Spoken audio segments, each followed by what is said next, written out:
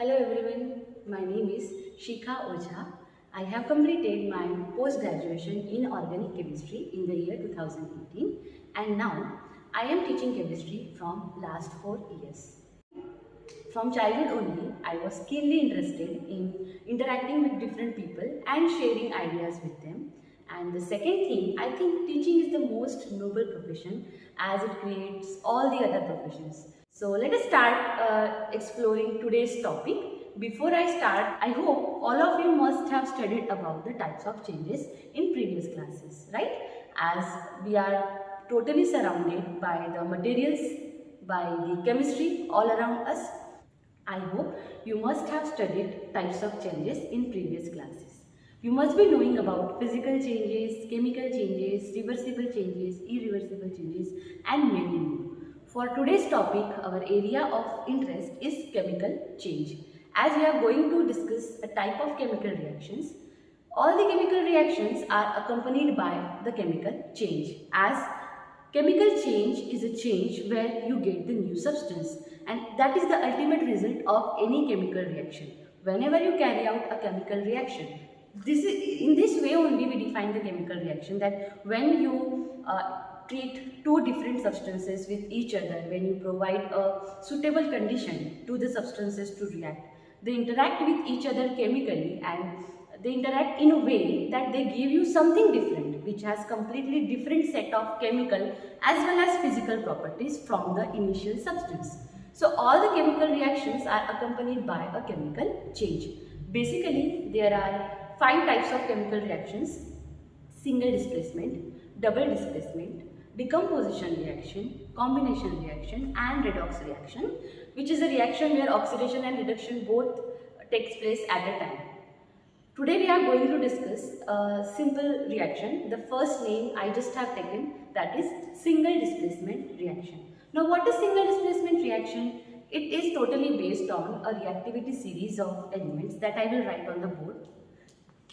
So single displacement reactions are based on the reactivity series of metals. As you can see on the board, this is the reactivity series of metals. You can see I have written some names of the metals here. According to this series, the metals which are present on the upper side are more reactive as compared to the elements or metals which are present in the lower side of the series. For example, if we will compare magnesium and copper, in this magnesium is more reactive as compared to copper. Let's take an example to understand at deeper level. Suppose we are taking the salt of copper for say copper sulfate and we are taking magnesium metal. So we can use the magnesium metal. It looks like this. This is magnesium ribbon that we will be using in today's session also. So if we will react these two reactants, copper sulfate solution, which is generally in aqueous state as we dissolve copper sulfate salt in water, and magnesium ribbon, which is in solid state. So if you will perform this reaction will be successful.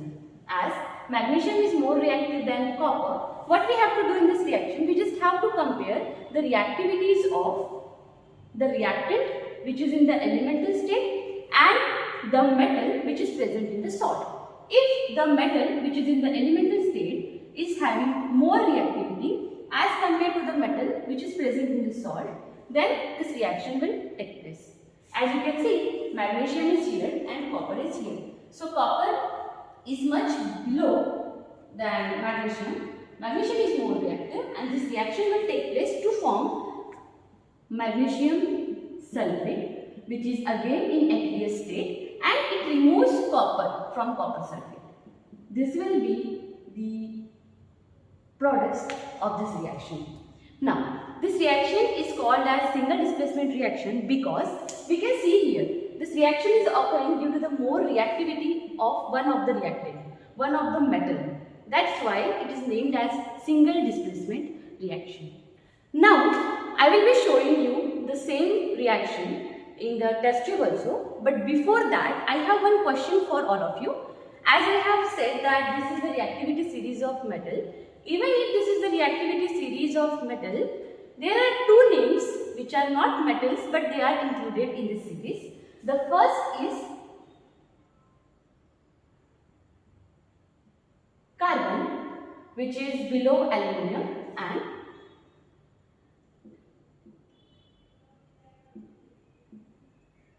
hydrogen, which is below lead, in between lead and copper. Now, these are the two elements which are not metal but they are included in the reactivity series of metals.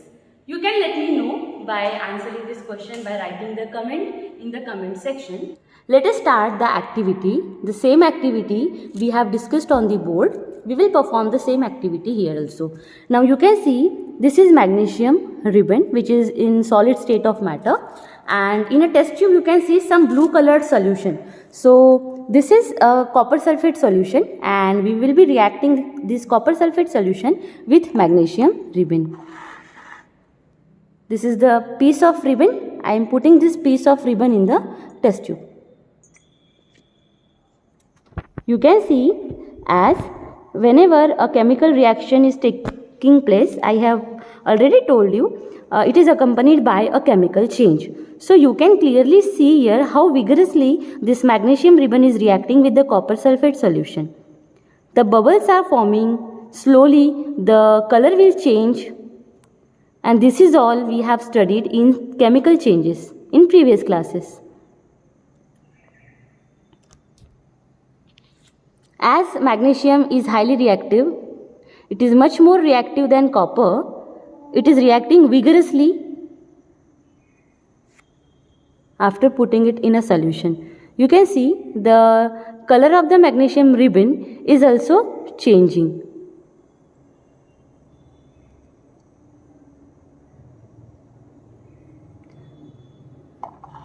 We can compare the color with the initial copper sulfate solution.